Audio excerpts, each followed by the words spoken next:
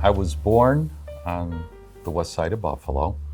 My mother was from a town in northern Italy called Trentino, and my mother's name was Isabella.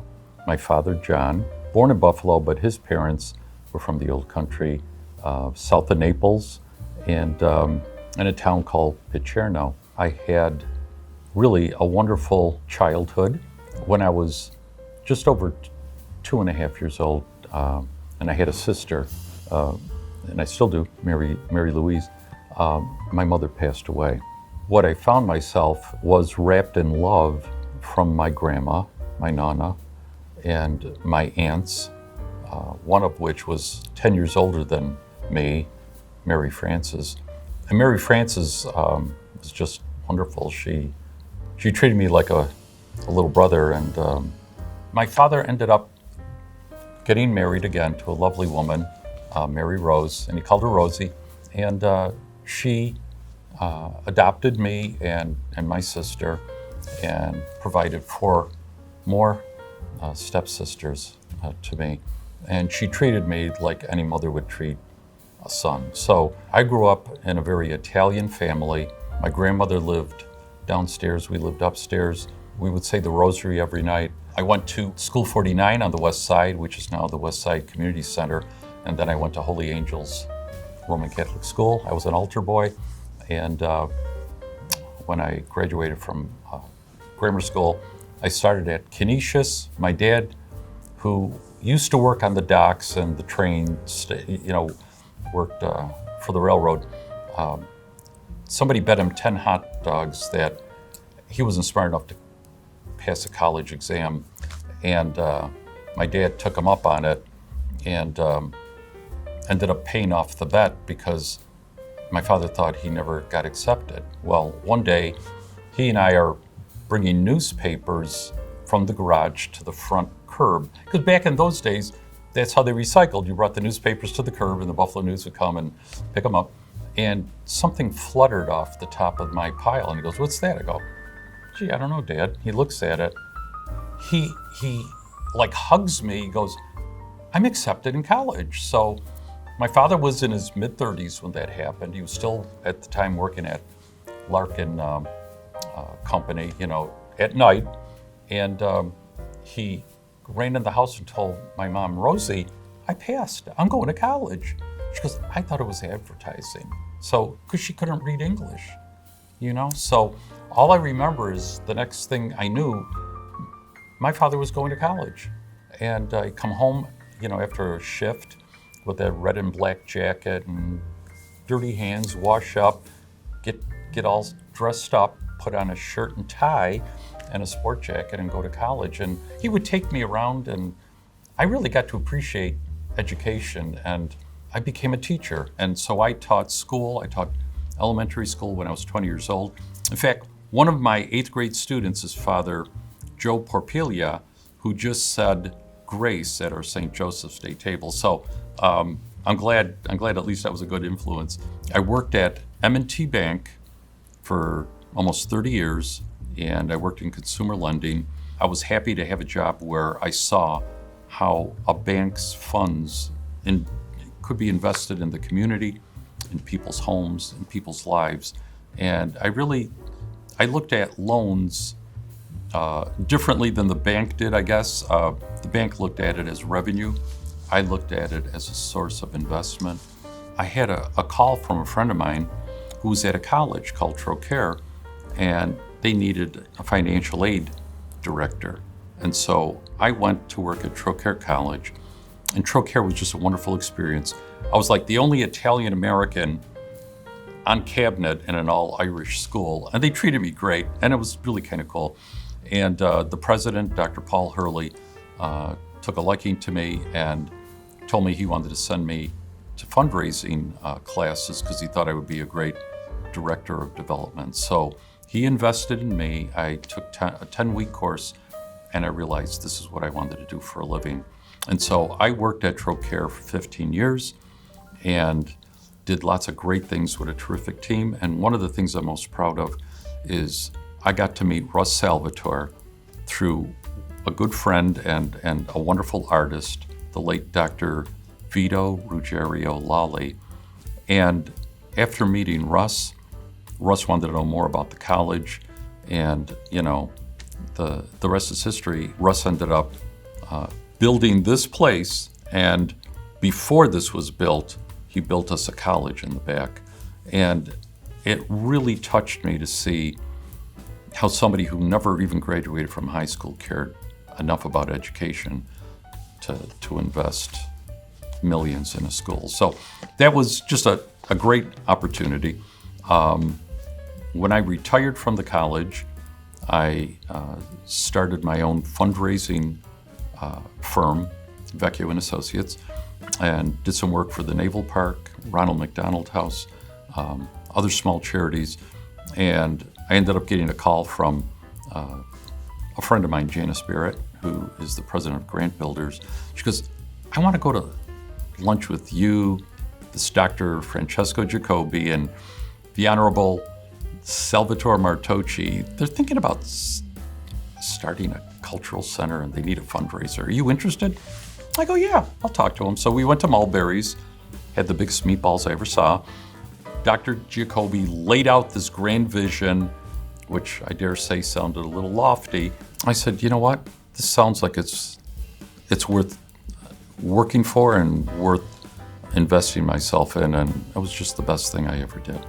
So that position of campaign counsel allowed me to start meeting so many wonderful people. One of the first people I met was Maria Foss. I went to a board meeting and I said, listen, we've been asking the same people for money. We need to talk to new people that aren't necessarily the same faces, not that we're not appreciating them, but maybe younger people, somebody that wants to discover us. And so John Philip Tarantino, who's our treasurer, I met this woman. She's really pretty dynamic, but I don't really know her well. I said, can you introduce me? I said, we can go to lunch. So he ends up calling Maria, telling Maria that this John Vecchio wants to meet with her. And I remember going to Chef's. We had a 3-hour lunch. It was just amazing. She was working in the NICU unit, the neonatal unit for ICU at Children's. I remember she was late because she was intubating a baby, and she came and she apologized for being late. And I thought, oh my God, you just saved a baby's life and you're apologizing to me? No. But I think the best part was I found out she graduated from Trocaire College in the nursing program. And I was at Trocaire College, and for some reason, that alone seemed to just, galvanize us. Like, oh my God. We had done a search for an executive director, and we chose a wonderful young man who was working as an exhibit director at the Buffalo History Museum. What ended up happening is his poor dad passed away from COVID. His father was my age. This young man was devastated and ended up saying he couldn't take the job.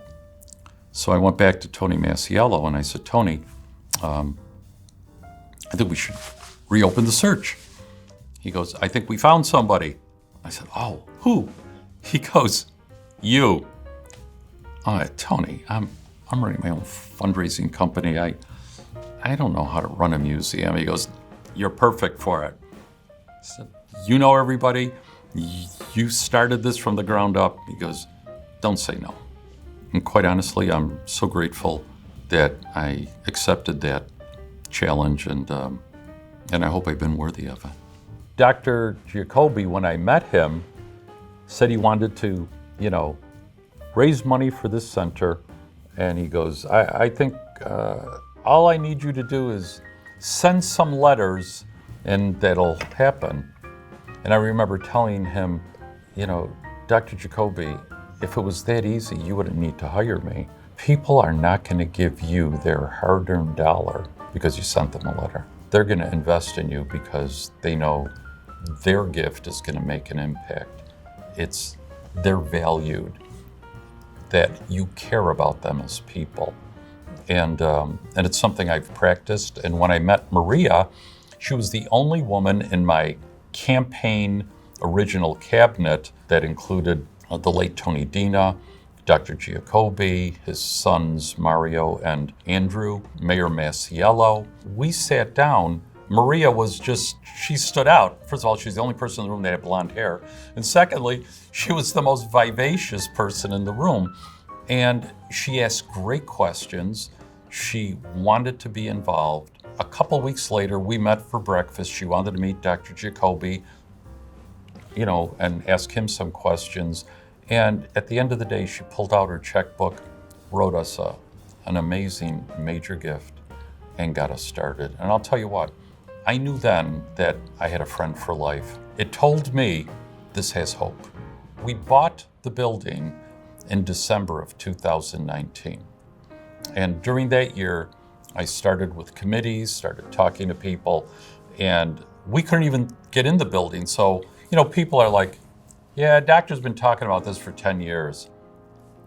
I don't know if it's ever going to happen. And to be honest with you, I couldn't blame them, because when you talk about something, it's one thing, but seeing the reality is another.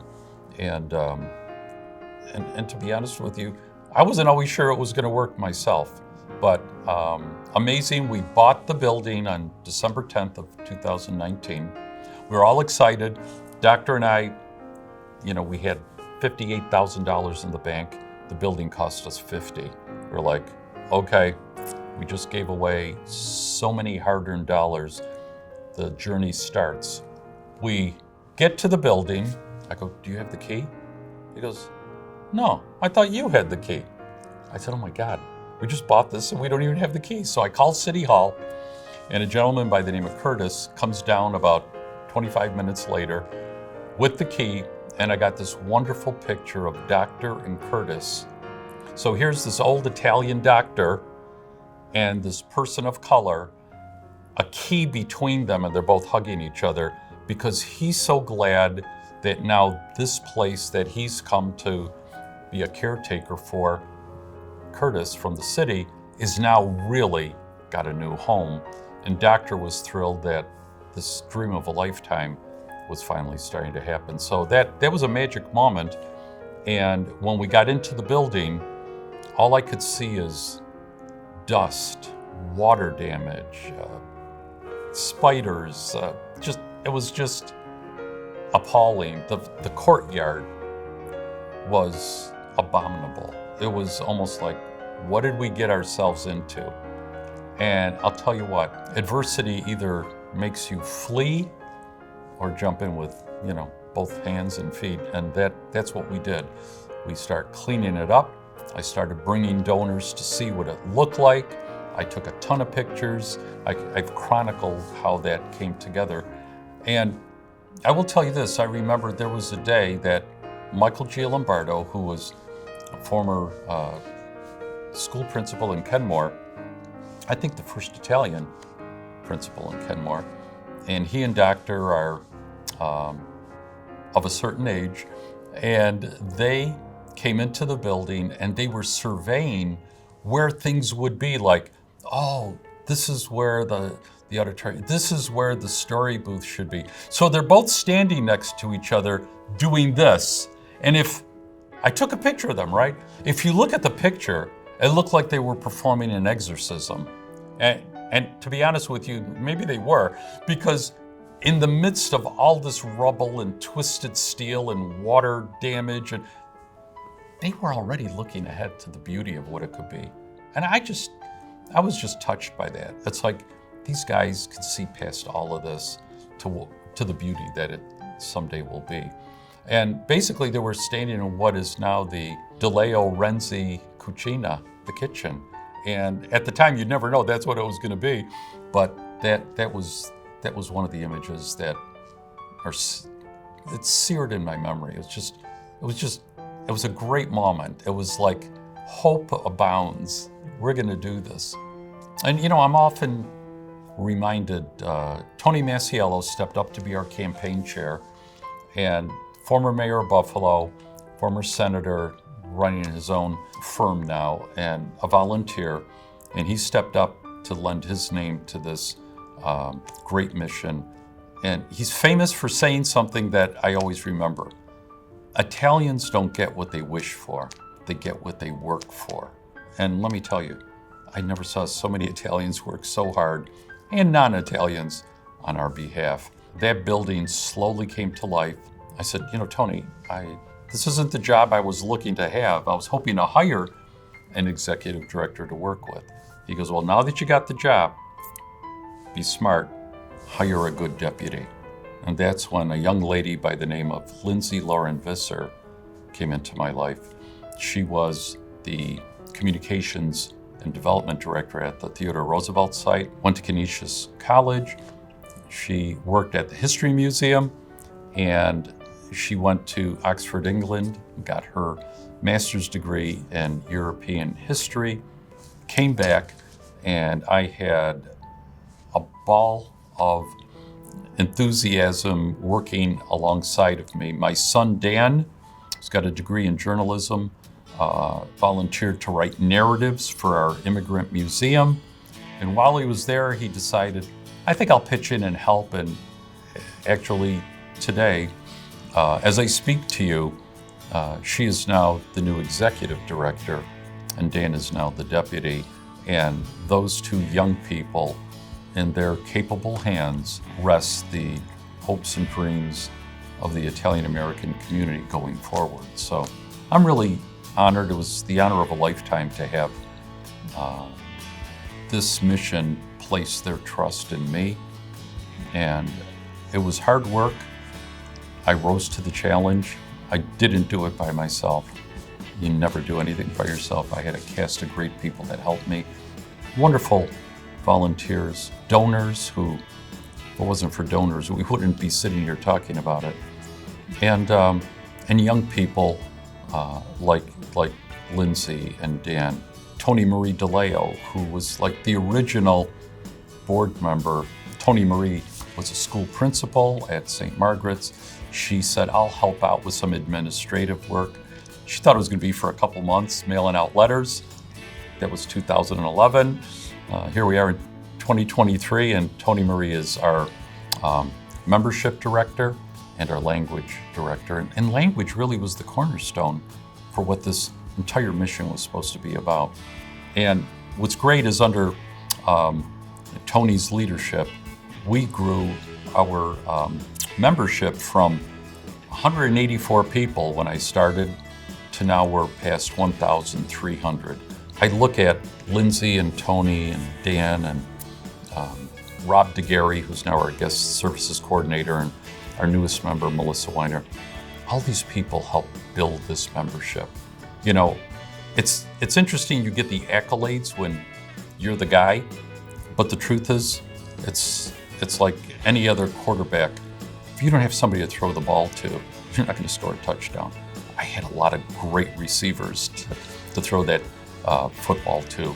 And to be honest with you, every once in a while they were throwing a football to me and I was doing the running. It just depended, but it's such a great team. They're so invested.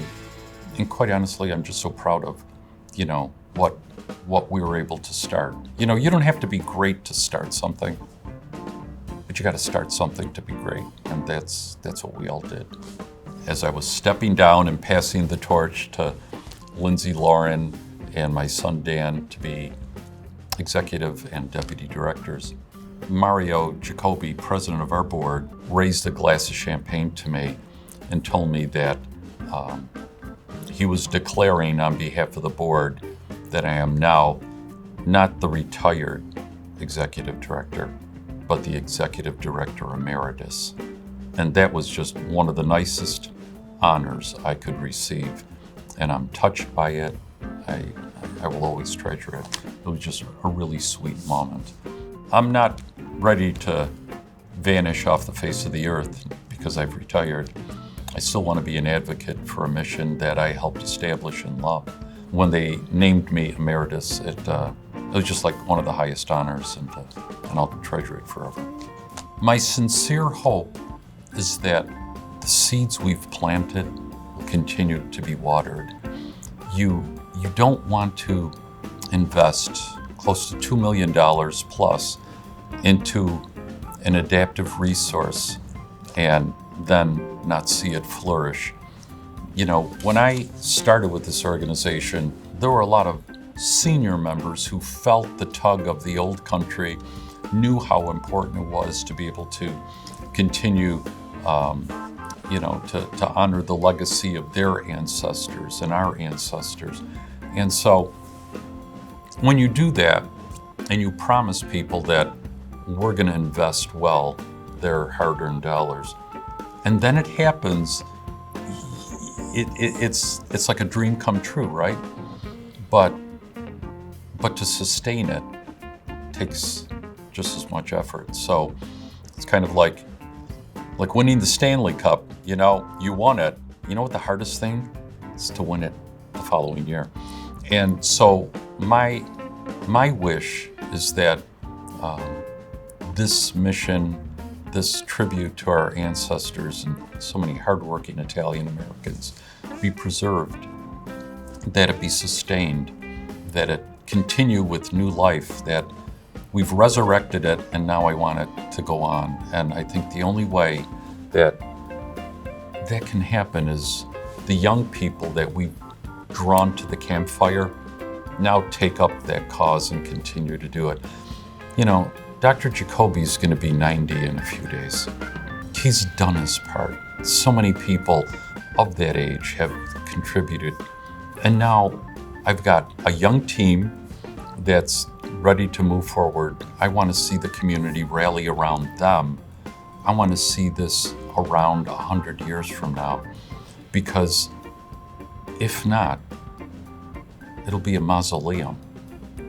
And I don't want it to be a static place. I want it to be a vibrant, robust place. I wish I could just sprinkle dust on this building to continue to blossom for the next 100+ years. That's what I would wish for.